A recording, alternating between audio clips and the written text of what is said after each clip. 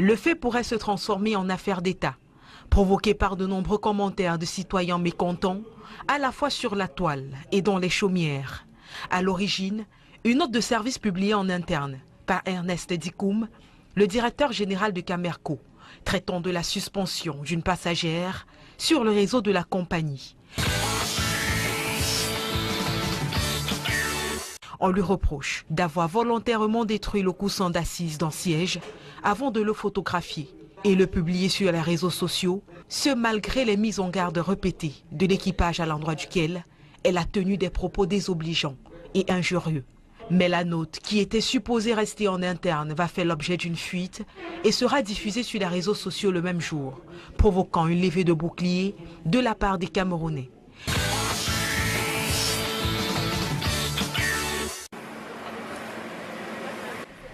Guerre fratricide entre les élus locaux de la commune de Mélon dans le département du Mongo. L'objet du désaccord, c'est l'utilisation du budget d'investissement par le maire Jean Cueté, accusé de détournement par Enone Eugène, conseiller municipal dans la même commune. Pour faire face aux problèmes d'insalubrité dans la ville, le maire a doté sa commune de ses camions poubelles. Mais le prix d'achat ne fait pas l'unanimité entre les partis. 12 millions, c'est ceux qui ne connaissent pas. Les petits K4 non climatisés coûtent autour de 20 millions. Celui-là, quand il parle d'un camion comme celui-ci, un camion professionnel à 12 millions, je lui mets à défi que même avec 70 millions, on ne peut pas payer un camion comme celui-ci. On sent qu'on a des responsabilités plus importantes par rapport au pays.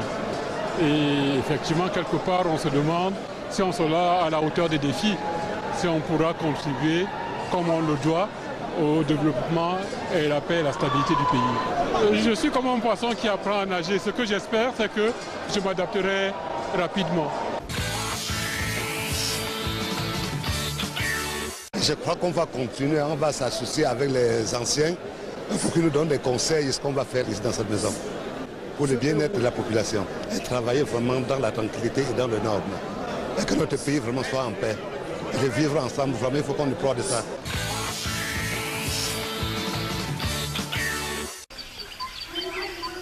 Levée de couleur à l'école publique d'Akok, dans l'arrondissement de Dingdouane, département de la Méfou et Afamba, région du centre. La levée se passe bien, apparemment, mais c'est l'arbre qui cache la forêt. Construite en paille, l'école publique d'Akok est abandonnée dans la broussaille. Il s'agit en réalité d'un complexe scolaire comprenant une école maternelle, première et deuxième section, et une école primaire à cycle complet. Si une seule maîtresse tient les deux sections de la maternelle, un enseignant, le directeur seul, tient toutes les classes de l'école primaire de la CIL au CM2. Cette cérémonie vient consacrer la fin du contrat d'affermage dans le service public de distribution d'eau, contrat que l'État a signé avec la CDE. À court terme, vous devriez savoir que la tarification ne va pas changer. Les interlocuteurs seront exactement les mêmes. Le président de la République a décidé que les 1400 employés de la CDE soient intégralement reversés à la CAMWater.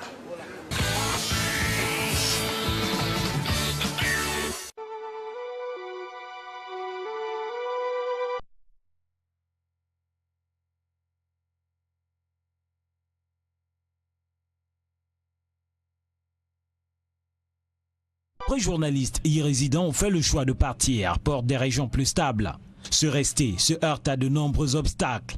D'abord, celui de l'équilibre en termes de gestion de l'information. Pris entre deux feux, celui des autorités et de l'autre côté, celui des séparatistes anglophones. Le juste milieu est souvent loin d'être facile à trouver. généralement, le reporter ne travaille qu'avec les sources. Mais les sources eux-mêmes sont inquiétés. Qui fait que ceux qui sont contre le pouvoir en place ne parlent pas ou veulent imposer une certaine attitude. Et le pouvoir eux-mêmes impose aussi une situation où il faut dire tel qu'eux pensent ou ne rien dire. Ça veut dire qu'à un moment, il faut l'expérience. Son visage juvénile est trompeur. Junior Kaparan est bien connu du paysage médiatique au Cameroun. Reporter et présentateur des journaux et des magazines sur des chaînes de télévision pendant plus de 10 ans. Ce journaliste a pourtant décidé de tourner la page de cette profession pour poursuivre sa carrière au sein d'une multinationale. Pour ce qui me concerne, je vois deux raisons principales. La première, c'est la recherche d'un environnement humanisant. On a travaillé dans un environnement qui est un peu compliqué, qui est figé, j'allais même dire statique par rapport à un certain nombre de choses. Vous pouvez arriver comme journaliste, vous y travaillez pendant des années. Au meilleur des cas, vous devenez rédacteur en chef et après, on ne sait plus. Parce que pour devenir directeur dans notre environnement média, on sait qu'il ne faut pas seulement être bon. Il y a d'autres considérations qui rentrent en jeu. Et ça devient compliqué pour quelqu'un qui rêve, quelqu'un qui veut se bâtir un avenir. Je me suis dit, ok, si je me suis retrouvé à l'étroit dans l'environnement du journaliste au Cameroun, il y a peut-être une possibilité d'exercer autrement et d'avoir une meilleure considération.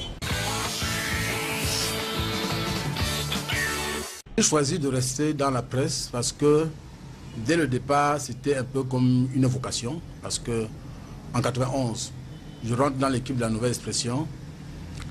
Je suis le seul reporter qui court dans tout le pays. Entre-temps, je me rends compte que beaucoup de camarades, beaucoup d'amis avec qui nous avons commencé choisissent d'aller ailleurs. Je comprends qu'ils veulent d'autres opportunités. Mais moi, je veux être journaliste, je voulais être journaliste. Je suis resté journaliste.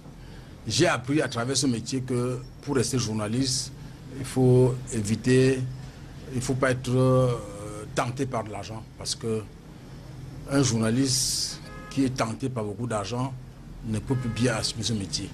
Moi, je l'ai choisi. Je ne regrette pas d'être journaliste.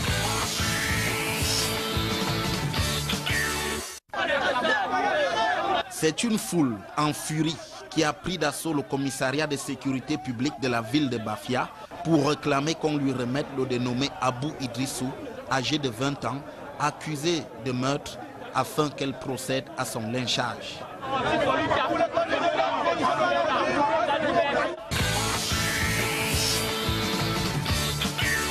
La raison de la colère des populations de Bafia s'origine dans des faits qui remontent à il y a quelques jours. En effet, le corps sans vie du dénommé Yakoubou, âgé de 24 ans, avait été retrouvé pendu haut et court. Dans le même temps, sa moto flambant neuf avait disparu. Un engin qu'il avait acquis après avoir cessé ses activités de boutiquier suite à la mort de son patron. Depuis lors, les fins limiers de la police surveillaient le sieur Abou Idrissou, originaire de Bafia, qui avait trouvé refuge à Ça, dans le département de la Léquier voisin, pour faire oublier son forfait. Revenu à Bafia, sa cavale a pris fin dans un restaurant de cette ville lorsqu'il a été surpris en possession d'une facture vierge destinée à la vente de la moto volée au défunt.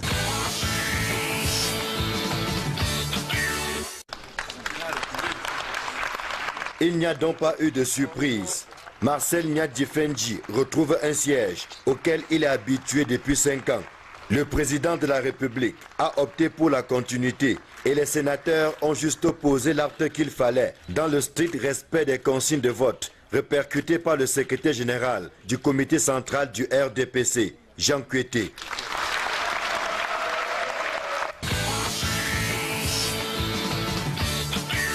Ainsi, sur 96 suffrages valablement exprimés, Marcel Nyat-Difendji récolte 89 voix pour 7 bulletins nuls émanant des sénateurs du SDF. Pour Nounaï Nounaï, spécialiste des questions aéronautiques, cette note de service est regrettable et inopportune à plusieurs égards. L'accusation du directeur général est non fondée parce que n'ayant aucune preuve documentée, le directeur confirmerait par cela la mauvaise qualité des services fournis et démontrerait enfin l'incompétence de ses conseillers administratifs et juridiques. Maître Célestin Kengoum, quant à lui, pense que la décision du directeur général est une faute pénale, tandis que pour Justin Barson, il faut tout simplement faire une chaîne de partage de la publication de Dame Tankwa pour provoquer le changement. À l'école primaire d'Akok, les élèves n'ont jamais vu à quoi ressemble un ordinateur.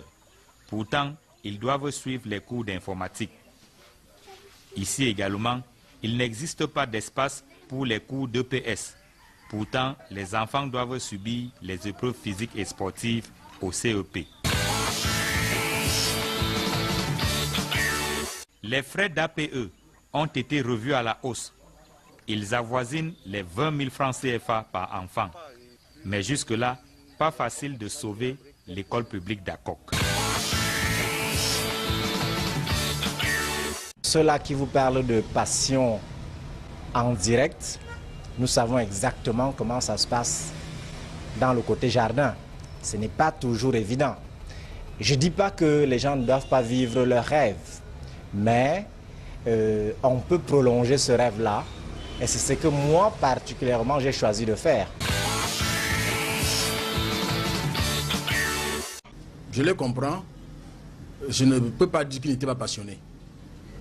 Mais je veux dire qu'ils n'étaient pas autant passionnés que moi et qu'ils ont été plus tentés que moi. Parce que quand c'est difficile, des gens choisissent de changer de formule. Quand c'est difficile, les gens choisissent de changer de métier. Les gens vont là où ils peuvent gagner plus facilement leur vie. D'aucuns vont dire que je manquais où aller. Mais je suis quand même quelque part. Je suis quelque part. Et donc, ils ne peuvent pas savoir quelles sont les opportunités que moi j'ai eues, mais j'ai choisi d'être journaliste. Dans l'une de ses multiples sorties sur la question, Yolande Biodon, ancienne hôtesse de l'air et ex-cadre de Camerco, assure que selon la réglementation internationale en matière de transport aérien, un passager qui tient des propos injurieux à un membre de l'équipage ou détruit un matériel doit être débarqué par le commandant de bord dans l'immédiat. Le directeur général de Camerco aurait par son acte qu'elle juge courageux posé un acte qui précise la démarcation entre liberté et libertinage. Les sièges endommagés dans un avion les rend inopérationnels. Ils ne sont de ce fait pas vendus. Les coussins, poursuit-elle, ils sont maintenus simplement parce que ce sont des moyens de flottaison en cas d'amérissage et plus encore.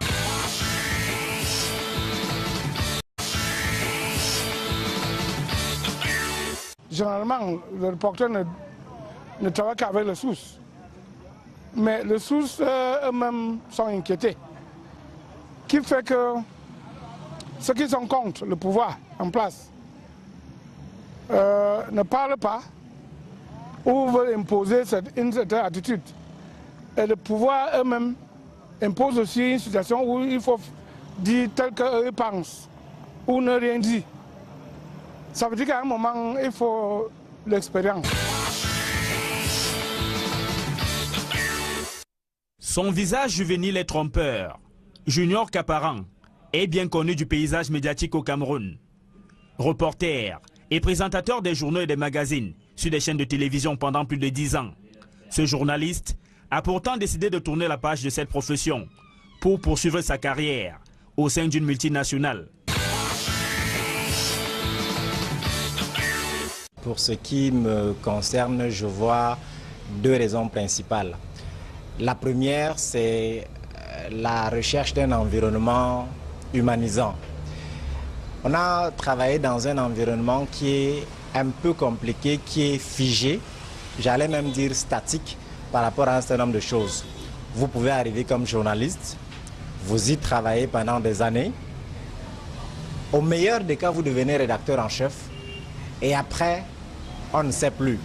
Parce que pour devenir directeur dans notre environnement média, on sait qu'il ne faut pas seulement être bon. Une école primaire à cycle complet. Si une seule maîtresse tient les 2 sections de la maternelle, un enseignant, le directeur seul, tient toutes les classes de l'école primaire de la CIL au CM2. Cette cérémonie vient consacrer la fin du contrat d'affermage dans le service public de distribution d'eau, contrat que l'État a signé avec la CDE. À court terme, vous devriez savoir que la tarification ne va pas changer. Les interlocuteurs seront exactement les mêmes. Le président de la République a décidé que les 1400 employés de la CDE soient intégralement reversés à la CAMWater.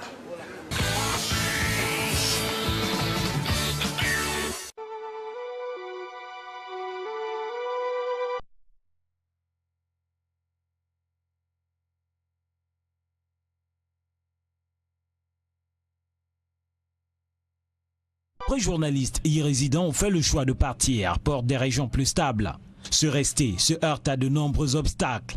D'abord, celui de l'équilibre en termes de gestion de l'information. Pris entre 2 feux, celui des autorités et de l'autre côté, celui des séparatistes anglophones. Le juste milieu est souvent loin d'être facile à trouver. Le fait pourrait se transformer en affaire d'État, provoqué par de nombreux commentaires de citoyens mécontents, à la fois sur la toile et dans les chaumières. À l'origine, une note de service publiée en interne par Ernest Dikoum, le directeur général de Camerco, traitant de la suspension d'une passagère sur le réseau de la compagnie. On lui reproche d'avoir volontairement détruit le coussin d'assises dans siège avant de le photographier et le publier sur les réseaux sociaux, ce malgré les mises en garde répétées de l'équipage à l'endroit duquel elle a tenu des propos désobligeants et injurieux. Mais la note, qui était supposée rester en interne, va faire l'objet d'une fuite et sera diffusée sur les réseaux sociaux le même jour, provoquant une levée de boucliers de la part des Camerounais.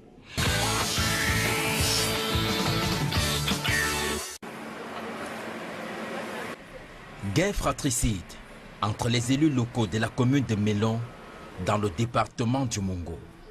L'objet du désaccord, c'est l'utilisation du budget d'investissement par le maire Jean Cueté, accusé de détournement par Enone Eugène, conseiller municipal dans la même commune. Pour faire face aux problèmes d'insalubrité dans la ville, le maire a doté sa commune de ses camions poubelles. Mais le prix d'achat ne fait pas l'unanimité entre les partis. 12 millions, c'est ceux qui ne connaissent pas. Les petits K4. Bon, il y a d'autres considérations qui rentrent en jeu. Et ça devient compliqué pour quelqu'un qui rêve, quelqu'un qui veut se bâtir un avenir. Je me suis dit, ok, si je me suis retrouvé à l'étroit dans l'environnement du journaliste au Cameroun, il y a peut-être une possibilité d'exercer autrement et d'avoir une meilleure considération.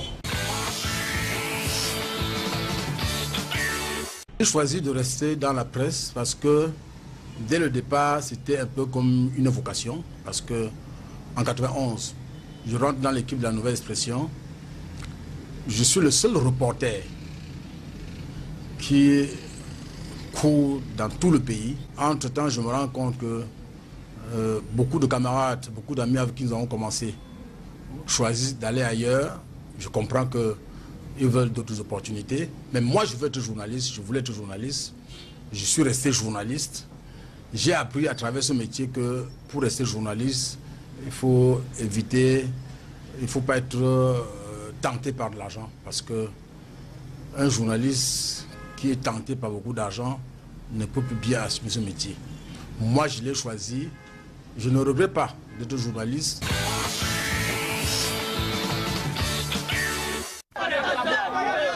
C'est une foule en furie qui a pris d'assaut le commissariat de sécurité publique de la ville de Bafia pour réclamer qu'on lui remette le dénommé Abou Idrissou, âgé de 20 ans. Non climatisé coûte autour de 20 millions. Celui-là, quand il parle d'un camion comme celui-ci, un camion professionnel à 12 millions, je lui mets à défi que même avec 70 millions, on ne peut pas payer un camion comme celui-ci. On sent qu'on a des responsabilités plus importantes par rapport au pays.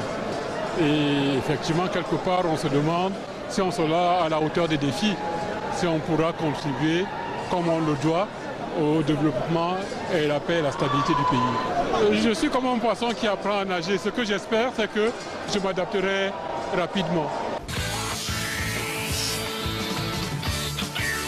Je crois qu'on va continuer, on va s'associer avec les anciens. Il faut qu'ils nous donnent des conseils, ce qu'on va faire ici dans cette maison, pour le bien-être de la population. Et travailler vraiment dans la tranquillité et dans le norme. Et que notre pays vraiment soit en paix. Et de vivre ensemble, vraiment, il faut qu'on déploie de ça.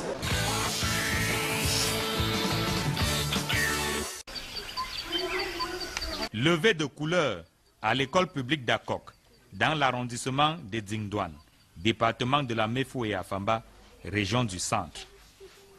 La levée se passe bien, apparemment, mais c'est l'arbre qui cache la forêt.